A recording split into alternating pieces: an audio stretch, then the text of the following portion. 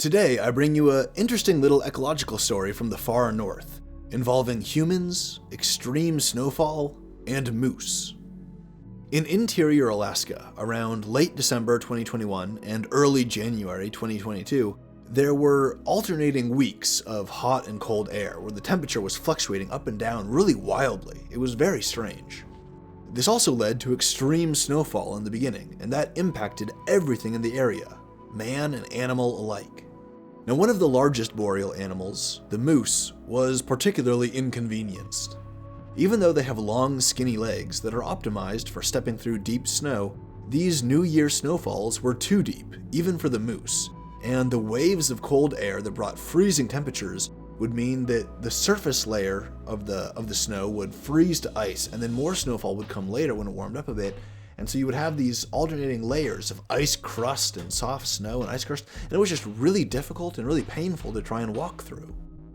Tony Hollis is a local wildlife biologist at the Fairbanks Department of Fish and Game. He explained the situation quite succinctly, saying, quote, "The December snowfall was really high. This deep snow has caused moose to not want to be out in the snow. They want to be out on the sidewalks, or hard-packed trails, or groomed trails, where traveling is easier for them." Unquote. Mr. Hollis explained that the moose, preferring the plowed areas as opposed to the deep snow, will actually resist attempts to get them out of the way. They may become aggressive and dangerous. He said, quote, "They can be real stubborn, especially when they're stressed like right now, and their response is to be aggressive when they're stressed. Trying to haze a moose, push it, may cause that animal to get aggressive and charge and attack." Unquote. It's often believed that moose are kind of like horses or deer, in the sense that they're domesticable or gentle. This perception is not accurate. Moose are actually pretty dangerous creatures, capable of making powerful kicks in all directions with their long legs. Mother moose are extremely protective of their calves, and generally don't take chances with threats. Humans that antagonize a mother moose and her calves are putting themselves at high risk of being attacked.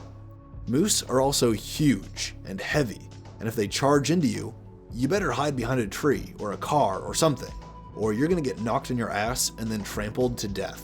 And it's not even all that uncommon either. There have been many instances, both historical and contemporary, of agitated, annoyed, stressed, or threatened moose who have become aggressive and charged people, or even trampled them, causing injuries and death.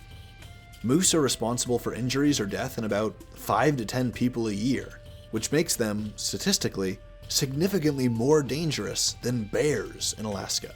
Although this statistical difference is largely due to the much higher moose population and the much higher frequency of human-moose interactions. Thanks to the deep snows and moose being forced onto cleared trails and roads, state wildlife biologists worry that the frequency of these human-moose interactions will go up. And due to the context of these interactions, where moose and people are crossing paths, and the people are trying to get the moose to leave or to get past them, and the moose don't want to move, there's a good chance that we're going to see a rise in moose-related attacks, moose-related injuries, and maybe even deaths this month.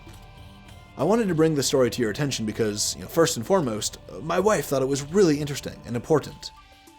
And second, it's a neat little news story on the ecology of and the impact of human activity on animal wildlife in the far north.